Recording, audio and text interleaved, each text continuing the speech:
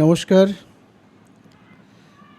আপনারা ইতিমধ্যে জেনে গেছেন যে রাজ্যে শিক্ষা ব্যবস্থার ক্ষেত্রে একটা কীরকম বিশ্রী রকমের পরিবেশ সৃষ্টি হয়েছে, একটা আতঙ্কের পরিবেশ সৃষ্টি হয়েছে, একটা যন্ত্রণার পরিবেশ সৃষ্টি হয়েছে।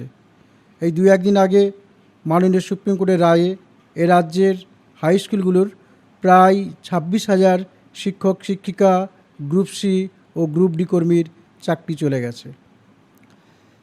তো আমার নিজের ক্ষেত্রে ব্যাপারটা অনেকটা নয়, বেশ খানিকটা দুঃখ বেদনার। কারণ আমি নিজে একদিন এই পেশায় ছিলাম। আমি দীর্ঘদিন একটি হাই স্কুলের যেহেতু প্রধান শিক্ষক ছিলাম, পরবর্তীকালে পেশা ছেড়ে দিয়ে আমি যেহেতু এখন আইনজীবী হিসেবে যোগ দিয়েছি, আমার ক্ষেত্রে ব্যাপারটা একটু অন্য রকমের। দুদিক থেকে যদি আমি দেখি, একজন প্রধান শিক্ষক হিসেবে, একজন আইনজীবী হিসেবে, কিংবা একজন আত্মীয় হিসেবে, আমার আত্মীয়দেরও কয়েকজনের চাকরি চলে গেছে। তাহলে ব্যাপারটা কেমন দাঁড়ায়? বা কিংবা একজন দেশের সাধারণ নাগরিক, একজন সচেতন নাগরিক হিসেবে, দায়িত্ববান নাগরিক হিসেবে যদি ঘটনাটা দেখি, তাহলে কিভাবে আমি দেখব? একটা ঘটনা বলি। ধরুন একদিন আমি ট্রেনে যাচ্ছি, দেখলাম ট্রেনে কাটা পড়ে একজন লোক মারা গেছে। আমরা একটু সাধারণত কী হয়, উহা করি, একটু দুঃখ করি, আহারে বেচারা। কিন্তু যখন পরিচয় জানতে পারি যে লোকটা কাটা পড়ে গেছে, সেটা আমার আত্মীয়, খুব নিকট আত্মীয়, তখন কিন্তু আমাদের চোখের জল বাঁধে না, যন্ত্রণার শেষ থাকে না। আমার ক্ষেত্রে হয়েছে সেরকম। যারা হয়তো নিরাপদ দূরত্বে আছেন, তাদের ঘটনার অভিঘাত একরকম, আমার ক্ষেত্রে ঘটনার অভিঘাত আরেকটু অন্যরকম। কারণ আমি যে টিচারদের, যে সমস্ত অল্প বয়সী ছেলে মেয়েদের যে কজনকে নিজের হাতে জয়েন করিয়েছিলাম আমার স্কুলে, তাদেরও কয়েকজনের চাকরি চলে গেছে, আমার ঘনিষ্ঠ আত্মীয়দেরও চাকরি চলে গেছে। এইরকম একটা পজিশনে আমি দাঁড়িয়ে আছি। আবার আমি একজন হাইকোর্টের আইনজীবী, একজন আইনের ছাত্র হিসেবে ব্যাপারটা যখন দেখি, নানান রকম দ্বন্দ্বের মধ্যে আমিও আছি। প্রথম দ্বন্দ্বটা বলি, এই প্রভাবটা আপনারাও সকলে জানেন। 10 জন অপরাধী ছাড় পেয়ে যাক, কিন্তু একজনও নিরপরাধ যেন শাস্তি না পায়। এটা একটা ম্যাক্সিম। বিখ্যাত জুরিসপ্রুডেন্সের যে এই ম্যাক্সিমটি প্রথম বলেছিলেন উইলিয়াম ব্ল্যাকস্টোন। বিখ্যাত জুরিস্ট উইলিয়াম ব্ল্যাকস্টোন বলেছিলেন যে 10 জন লোক যদি তারা অপরাধকে ছাড় পেয়ে যায় যাক, কিন্তু একজন নিরপরাধ লোকও যেন কোনোভাবে শাস্তি না পায়। পরবর্তীকালে এটাকে আপহোল্ড করেছিলেন আরও একজন বিখ্যাত জুরিস্ট, বেঞ্জামিন ফ্রাঙ্কলিন। তিনি বলেছিলেন 100 জন অপরাধী ছাড় পাক, কিন্তু একজন নিরপরাধ লোক যেন শাস্তি না পায়। অর্থাৎ আমাদের বিচার ব্যবস্থা যেন এমন হয় যে নিরপরাধ লোক যেন সেখানে সে একটা নিরাপত্তার বলয় পেতে পারে। এটা ছিল এতদিন ধরে আমার জানা বোঝা। কিন্তু এক্ষেত্রে আমার যেন কেমন মনে হয়েছে, এই ম্যাক্সিমটা কি এখানে মানা হলো? বা এই যে বিচার পক্ষের যে ধারা, এই যে জুরিসপ্রুডেন্স, এটা কি এখানে মানা হলো? জানি না। আইনের ছাত্র হিসেবে অনেকবার বিচার বিশ্লেষণ করার চেষ্টা করেছি। উইজডম অফ দ্য কোর্ট মাথায় রাখতে হয়েছে। মাননীয় সর্বোচ্চ ন্যায়ালয় তার সমস্ত দিক বিচার করেছেন, সমস্ত দিক বিচার করেই এই রায়টি এসছে। একটু ঘটনাটা বলি। এর 1 বছর আগে ঠিক এই মামলাটি, তখন বিচারপতি ছিলেন মাননীয় চন্দ্রচূড়, তখন ছিলেন আমাদের চিফ জাস্টিস। যখন তার কোর্টে মামলাটি গেল, তিনি বললেন যে একসঙ্গে এতগুলো লোকের চাকরি বাতিল করে দেওয়া যায় না। এই 25-26 হাজার ছেলের চাকরি বাতিল করতে গেলে তার সমাজে একটা বিশাল অভিঘাত আসবে। আমরা সুপ্রিম কোর্টে থেকে এই ঘটনার অভিঘাত সম্পর্কে যদি সচেতন না হই, তাহলে কি হবে? তারপরে এই মামলাটি স্টেজ হয়েছিল, কিন্তু পরবর্তীকালে এখন নতুন প্রধান বিচারপতি এসেছেন মাননীয় সঞ্জীব খান্না ন্যায়াধীশ, এবং তার নেতৃত্বে যে বেঞ্চ গঠন হয়েছিল, সেই বেঞ্চের রায়ের ফলেই এই এতগুলি ছেলের চাকরি চলে গেছে। এখন এই চাকরি যাওয়ার মূলে পারস্পরিক দোষারোপ চলছে।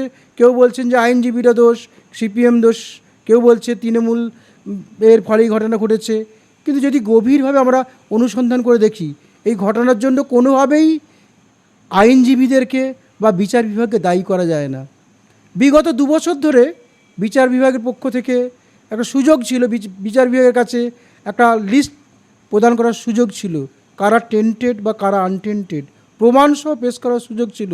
কিন্তু বর্তমান সরকার সেই সুযোগটা গ্রহণ করেনি, কিংবা ইচ্ছাকৃতভাবেই ব্যাপারটাকে গুলিয়ে দেওয়ার জন্য তারা এই প্রক্রিয়ায় অংশগ্রহণ করেনি। যদি সরকার সদিচ্ছার সঙ্গে এগিয়ে আসতো এবং তার একটা লিস্ট দিয়ে দিত মাননীয় আদালতের কাছে যে এই ক্যান্ডিডেটগুলো টেন্টেড, বাকিদের নামে কোনো রকম দুর্নীতির অভিযোগ নেই, তাহলে কিন্তু ব্যাপারটা এত সহজ হয়ে যেত। কিন্তু যেহেতু সরকারের পক্ষ থেকে, সরকার বলতে এখানে সরকার মানে শিক্ষা দপ্তর, স্কুল শিক্ষা দপ্তর, মধ্যশিক্ষা পর্ষদ এবং স্কুল সার্ভিস কমিশন কেউই তাদের দায়িত্ব পালন করেনি। দায়িত্ব পালন না করার ফলে এই ঘটনাটা ঘটল। শুধু তাই নয়, দায়িত্ব তো পালন করেনি শুধু এটুকুই বললে হয় না, এটা নির্দ্বিধায় বলা যায় মধ্যশিক্ষা পর্ষদ, স্কুল শিক্ষা দপ্তর এবং স্কুল সার্ভিস কমিশন এই তিনজনে মিলে একটা অর্কেস্ট্রেটিং ওয়েতে অপরাধ করেছে। এটি একটি সংগঠিত অপরাধ, এবং এই সংগঠিত অপরাধের মাসুল আজকে এতগুলো ছেলেকে, নিরাপরাধ ছেলেগুলোকেও দিতে হচ্ছে। এই মামলার তিনটি দিক আছে।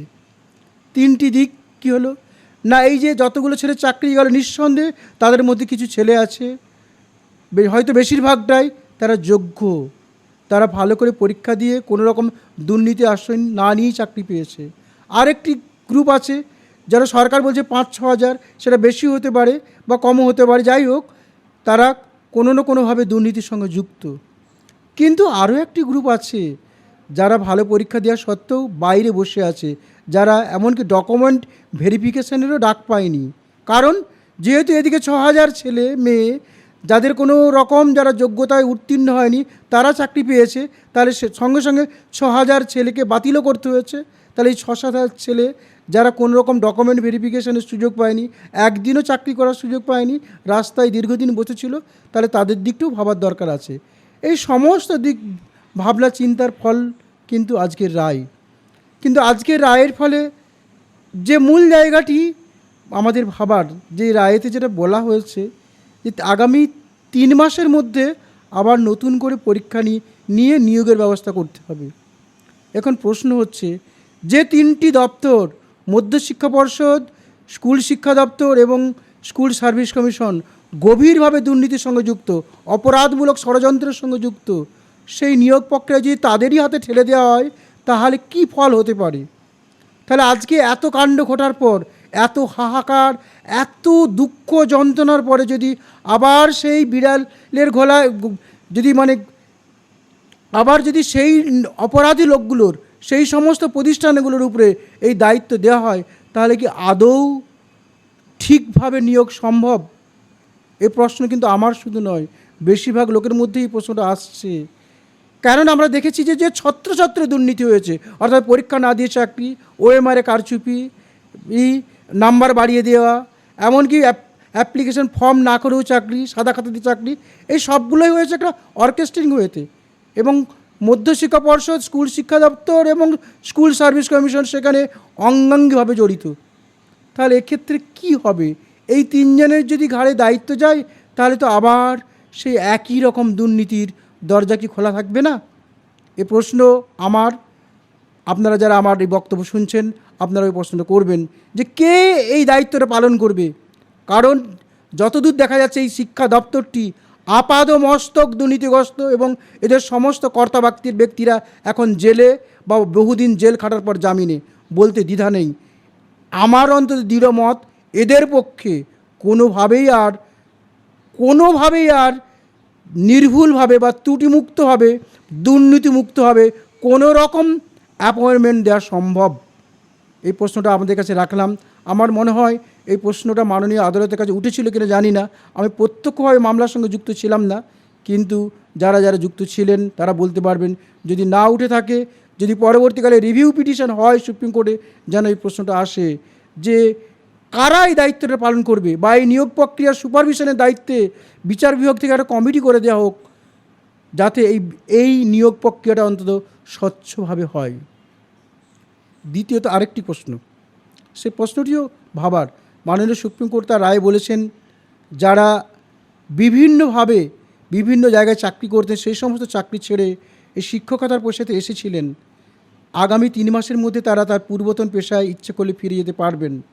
কিন্তু এখানে আরও একটা দিক তোলা হয়েছিল কিনা আমি জানি না, অনেকেই কিন্তু এই চাকরি করা অবস্থায় আরও কয়েকটি চাকরি পেয়েছিলেন, তারা তাদের স্বপদে থাকবেন বলেই সেই সমস্ত চাকরি গ্রহণ করেননি।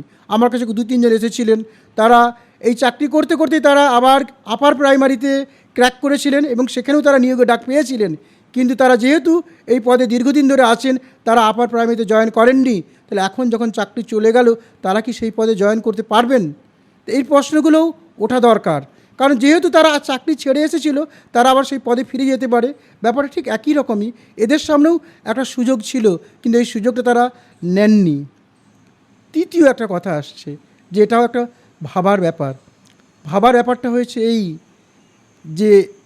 যে মধ্যশিক্ষা পর্ষদ বা স্কুল সার্ভিস মূলত স্কুল সার্ভিস কমিশন যার দ্বারা এই দুর্নীতি হলো, তাদের দায়িত্ব ফিক্সড করলে আরও মনে হয় ভালো হতো। তাদের দায়িত্ব ফিক্স করে সেই সমস্ত কর্মচারীদেরকেও এই তদন্তের আওতায় এনে তাদের শাস্তির ব্যবস্থা করা দরকার। যাদের প্রত্যক্ষ পরোক্ষ মদে তাদের অনেকেই এখনও কিন্তু বাইরে ঘুরে বেড়াচ্ছেন এবং তারা আশা করে আছেন আগামী দিনে নিয়োগ প্রক্রিয়াতেও তারা কলকাঠি নাড়বেন। সেই সমস্ত রাঘব বোয়ালরা এবং সেই সমস্ত চুনোপুটিরা সবাই কিন্তু এখনও স্বপদে বহাল। তারা মধ্যশিক্ষা পর্ষদেও আছেন, তারা স্কুল সার্ভিস কমিশনের মধ্যেও আছেন। আরও একটা ঘটনা আপনাদের বলি। আপনারা জানেন মধ্যশিক্ষা পর্ষদ এটি স্বশাসিত সংস্থা। দীর্ঘদিন ধরে তাদের অ্যাডহক কমিটি চলছে এবং কোনো নির্বাচন হচ্ছে না। প্রতি বছর অ্যাডহক কমিটি হচ্ছে এবং অ্যাডহক কমিটিতে সদস্যরা আসছেন। এই অ্যাডহক কমিটি করা হয়েছে এই জন্যই যাতে প্রাতিষ্ঠানিক দুর্নীতিকে সুচারুভাবে করা যায়। তা এত বড় একটা প্রতিষ্ঠান এই 15 বছর ধরে কী করে অ্যাডহক কমিটিতে চলতে পারে? তাহলে সেখানে নির্বাচন হওয়া দরকার ছিল। এই অ্যাডহক কমিটি বন্ধ করে সেখানে একটা স্থায়ী কমিটি করা দরকার ছিল, কিন্তু সরকার করেনি। সরকার করেনি এই জন্যই করেনি সে প্রাতিষ্ঠানিক দুর্নীতি করবে। একই জিনিস সরকার করে চলেছে বিভিন্ন primary school district primary school কাউন্সিলের ক্ষেত্রে। সেখানেও সরকার কোনো রকমভাবে নির্বাচন করছে না, অ্যাডহক কমিটি করে সমস্ত কমিটিগুলোকে টিকিয়ে রাখা হয়েছে এইভাবে দুর্নীতি করার জন্য। তাহলে এই গোটা প্রক্রিয়া সম্পর্কে ভাবনা চিন্তা করা দরকার। এবং আর একটা যে কথাটা বলা হয়েছে যে নতুন করে পরীক্ষায় বসতে হবে, হয়তো নতুন করে পরীক্ষায় বসলে স্বচ্ছভাবে নিয়োগ হবে সম্ভব, যদি যে সমস্ত লোকেরা এখন স্কুল সার্ভিস কমিশনের সঙ্গে যুক্ত ওদেরকে বাদ দেওয়া যায় এবং নতুন করে কোর্ট মনিটরিংয়ের মাধ্যমে নিয়োগ হয়, তবেই কেবলমাত্র স্বচ্ছ নিয়োগ সম্ভব, নাহলে সম্ভব নয়। কিন্তু একজন আমাকে প্রশ্ন করেছিল, একজন শিক্ষক এসে, যে 10 বছর আগে পরীক্ষা দিয়েছি, এখন কি সেইভাবে পরীক্ষা দেওয়া সম্ভব? তার আরও প্রশ্ন ছিল, যদি এরকম দুর্নীতি হয় কোনো ক্ষেত্রে একজন বিশেষ অফিসারকে যদি বলা হয় যে আপনি এসে পরীক্ষা দিন, তার পক্ষে ক্র্যাক করা সম্ভব?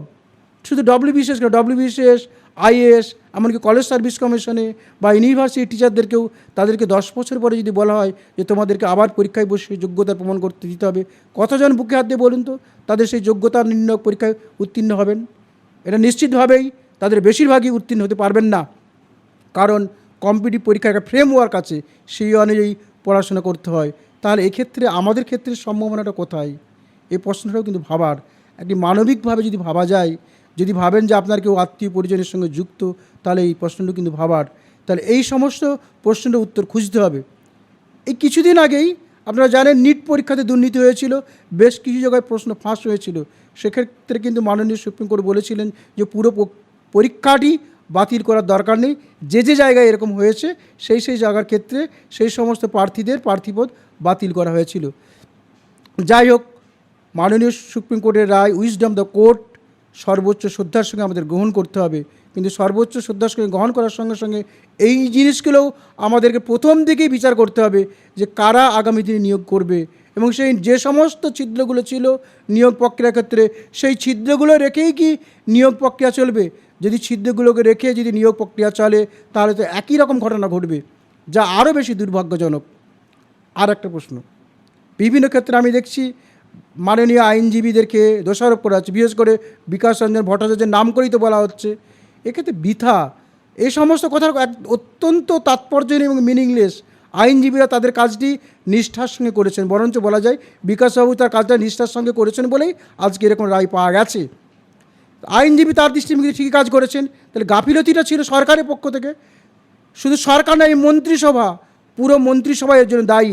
আমার মনে হয় এই পুরো মন্ত্রিসভাকেই রেখে সুষ্ঠুভাবে আগামী দিনে নিয়োগ হওয়া সম্ভব কিনা সে প্রশ্নও এসে যাচ্ছে। এই প্রশ্নগুলোও আমাদেরকে করতে হবে, তা না হলে আগামী 10 বছর পরে, 5 বছর পরে এই নিয়োগের পর হয়তো এমনও একটা দিন আমাদেরকে আবারও দেখতে হবে।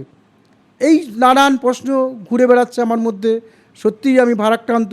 আবার একজন অভিভাবক এসে বললেন যে অযোগ্য টিচাররা যদি পড়াতো তাহলে তার ছেলেমেয়ের ভবিষ্যৎ তো খারাপই হতো। ভালো কথাই বলেছেন তিনি উদাহরণ দিয়ে বললেন, দেখুন একটা ইঞ্জিনিয়ার যদি দুর্নীতি করে, একজন যদি অফিসার যদি দুর্নীতি করে, সাময়িক ক্ষতি হয়, একটা রাস্তা ক্ষতি হলো, সামান্য দুর্ঘটনা ক্ষতি হলো।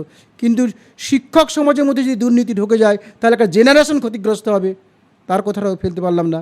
সত্যিই তো শিক্ষক সমাজের মধ্যে যদি দুর্নীতি হয়, যদি ভুলভাল শিক্ষক এসে যায় একটা লার্জ স্কেলে, তাহলে কিন্তু পুরো জেনারেশন নষ্ট হয়ে যাবে। তো নানান রকম প্রশ্ন আসছে। তাহলে এই সমস্ত প্রশ্নের একটি সমাধান যে দুর্নীতিমুক্তভাবে নতুনভাবে বা যেভাবেই হোক শিক্ষক নিয়োগ করতে হবে বা শিক্ষাকর্মী নিয়োগ করতে হবে। কিন্তু প্রশ্ন হচ্ছে এই যে নির্ভুলভাবে শিক্ষক নিয়োগ হবে বা শিক্ষাকর্মী নিয়োগ হবে, সেই প্রক্রিয়ার সঙ্গে যুক্ত হবে কারা? আর একটা প্রশ্ন আসছে যে আদৌ এখনও কি এদেরকে বাঁচানো সম্ভব নয়? যদি এদের মধ্যে থাকে সত্যি কিছু যোগ্য টিচার থেকে থাকেন, নিঃসন্দেহে আছেন, সেই সংখ্যাটা আমি জানি না, তাদেরকে কিভাবে বাঁচানো সম্ভব?